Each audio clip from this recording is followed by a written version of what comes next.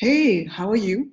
My name is Flavilla Fongang and I'm the founder of Free Colors War. And today I'm going to talk about how to successfully rebrand your business, which is super important. And sometimes companies don't do enough, or sometimes they do it too often, and because there's something wrong. So I'm going to guide you through my slides in terms of when should you rebrand and how should you do it. Should you do it effectively? We can speak today. Are you ready? Okay, let's go through this. I'm going to share my slides.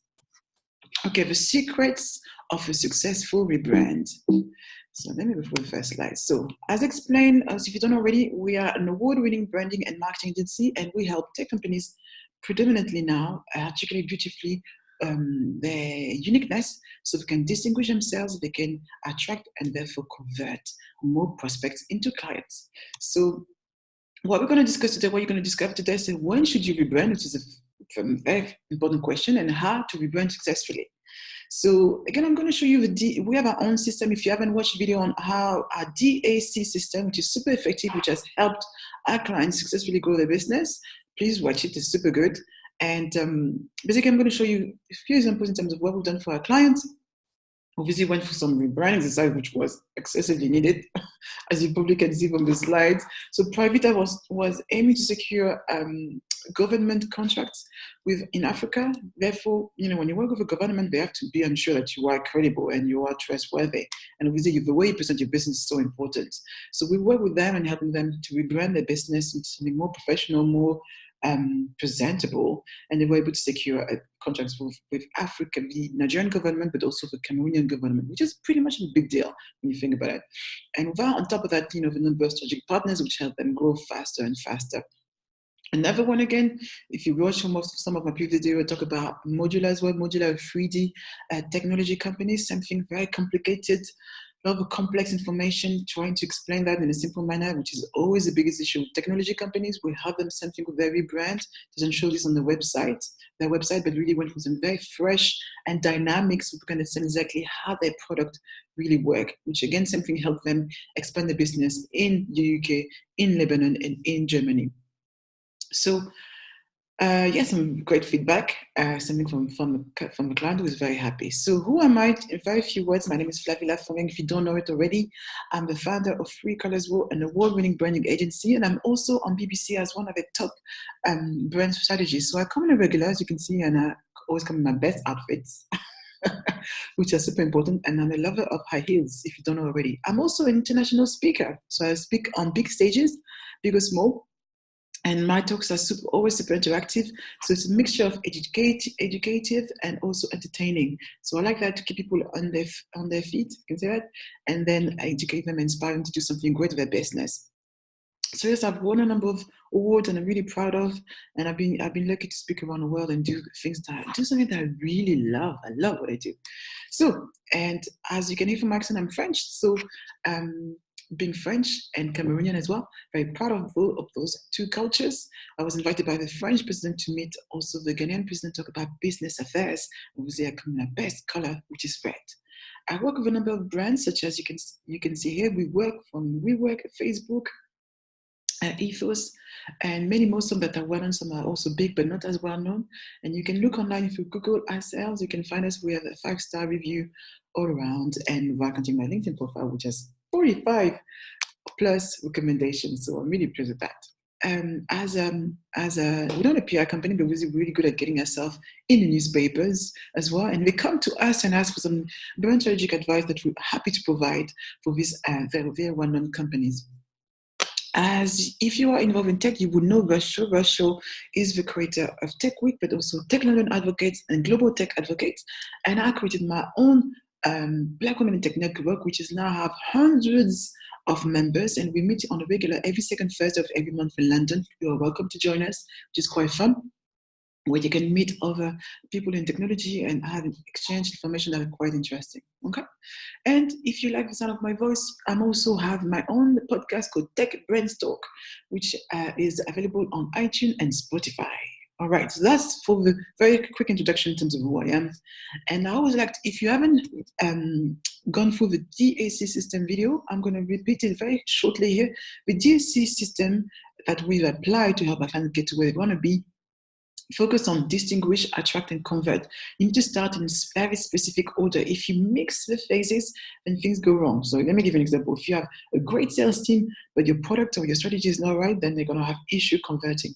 If you have a beautiful brand, but you're not doing any marketing or digital sales, well, you're not going to bring any leads. Oh, that's not good, yes? And it's something, if you have a great design, but you actually no idea what your positioning is, then it's going to be hard to know exactly if you want to be low cost, luxury, environmentally focused, friendly, or whatever it is.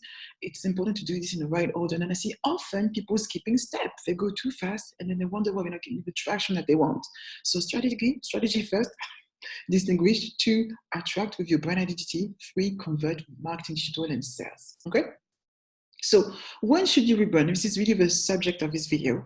And quite often people don't know and when to do it. So I'm going to give you some pointer. First, and probably the most important one, is if you have a poor brand value perception. The way people perceive your brand is actually people asking for discount. They think that you are too expensive, means that you are not articulating your value proposition clear enough, and this is a serious issue. Or maybe sometimes you're not attracting the right customers. Your price might be right, but sometimes how you present it attracts the wrong people. So it means there's an issue with your brand presentation. The second thing could be obviously your brand is outdated. Every brand should be done at least between 3 to 7 every 7 years. If you have a brand in anything longer than that, if you look at the biggest brand from Facebook, which is just rebranded, something completely different, to Coca-Cola, Pepsi, they look completely different, but you don't remember that. Yes, so Airbnb has really gone through a number of changes, and you can see now how different the brand looks. Again, something your business model has evolved. I took Starbucks here. Obviously, Starbucks model hasn't evolved, but I want to show you how the brand identity has changed. So, something if you are moving from B2B to B2C, for example, like Ericsson, or I think it was Nokia who done it. BlackBerry focused very much on B2C and B2B instead of B2C. So so you need to figure out in terms of where you want your brand to be and how to articulate with your target audience. Again, and one thing, you might have a poor reputation. Yes, a poor reputation, maybe brand name changes or brand color changes might not be enough. So if your brand reputation is affecting your ability to convert or engage with your customers, that might be the best time to do this.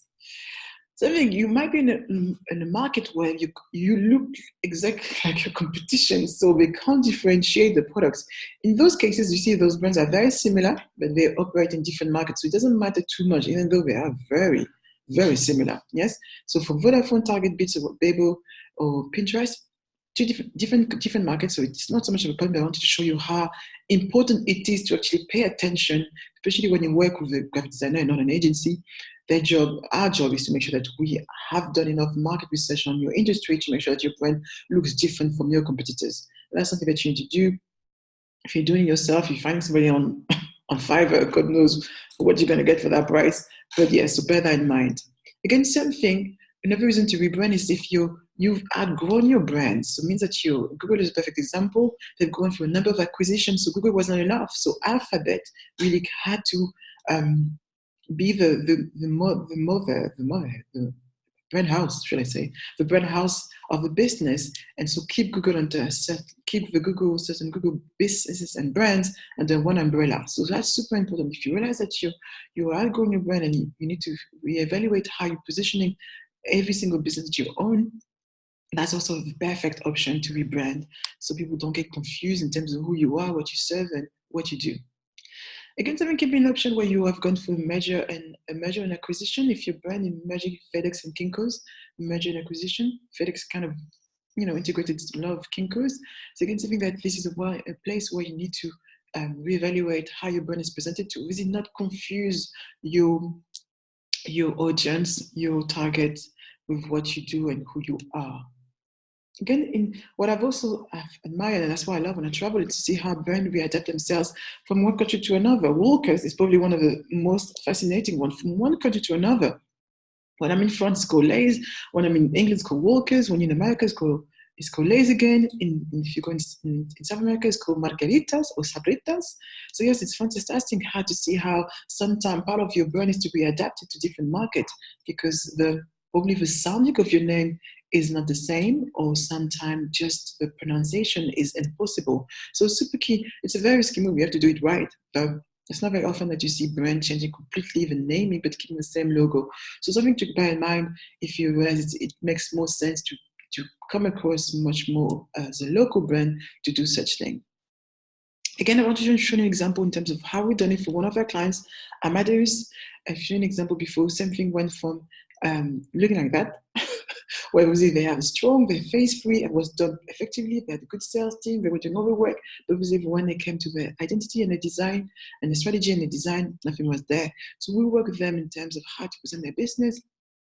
As you can see here, the impact of this work means that they were able to secure 50% more in terms of value transaction compared to where they were before in 3 months, which is super amazing. You can imagine what it could do for your business if you can increase by 50% the value of each transaction.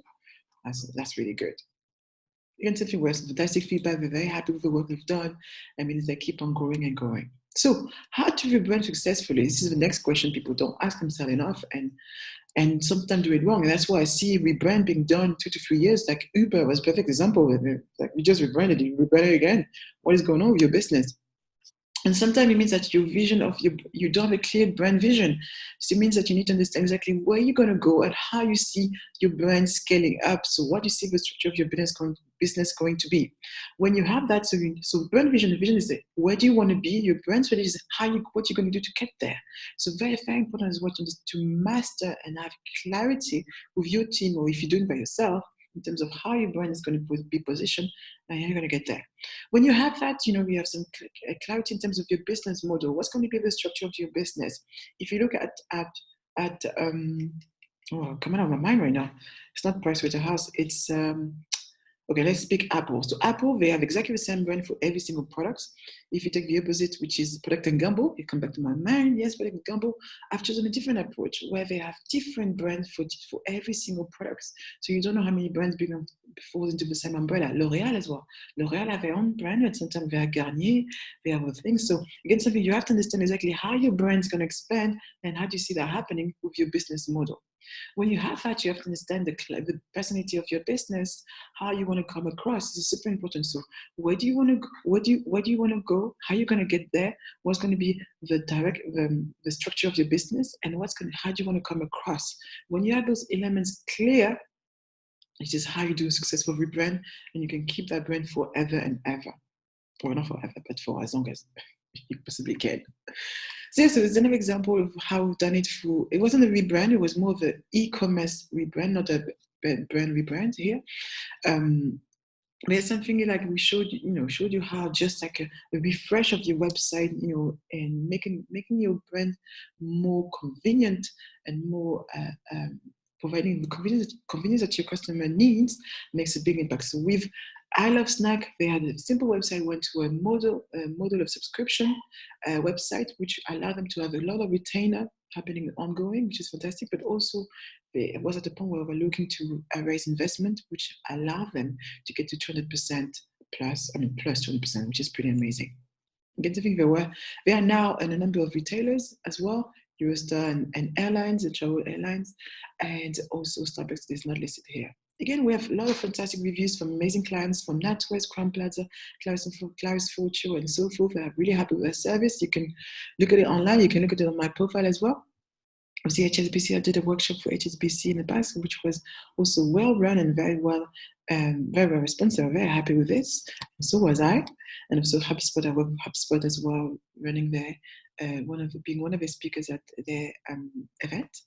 And again, if you'd like to know more and think, Flavilla, I love what you share with me, and I would love to have a conversation with you. You can. I'm doing actually a free strategy call with me where you can sit down. We can talk about your discovery, where you are today, where you want to be tomorrow, what things that you need to consider for your brand identity, how you want to plan your extension, your growth, and maybe the implementation as well and management. This is completely free. Obviously, you can go into our website and get more information and book your call. But you don't book if you're not committed to your growth right now. If you're thinking about doing something and you're not 100% sure, then take your time before you book the call, because obviously I have a number of slots available. So I want to make sure that we're not wasting each other's time. It's super important. So when you book, make sure you answer a few questions, and we're all set to go, and we spend about an hour together. I will give you some tips. And if at the end of that conversation you feel that you want to work with us, then you're more than happy. I will make you an offer. Yes. And I feel obviously that we are compatible. I mean, not compatible like that, but I mean, as a company to a company, compatible, and we love what you do, and we want to help you get to where you want to be. So yes, so yes, so so this, I want to specify that this is worth £1,000 plus VAT. Obviously, I can't offer a lot of them. That's why there's a limited amount of slots available per week. Because obviously, I have to look at some of my clients as well, where you have priority, and also bear in mind that do not book if you're not ready to start right now. If you're not ready to make a change for your business, if you are, then more than welcome to have you and have a conversation with you and give you some directives that you can apply for yourself, or say, I want you to do it with me because I have other things to do. I want to focus on what I love, but I don't focus on this, which is absolutely fine. I can help you with that. So so that's the end of this presentation. And I hope you enjoyed, and feel free to reach us. Feel free to let me know if you found this little video site, I like to be site, interesting, and we'll give you more information and look forward to speaking with you. Bye.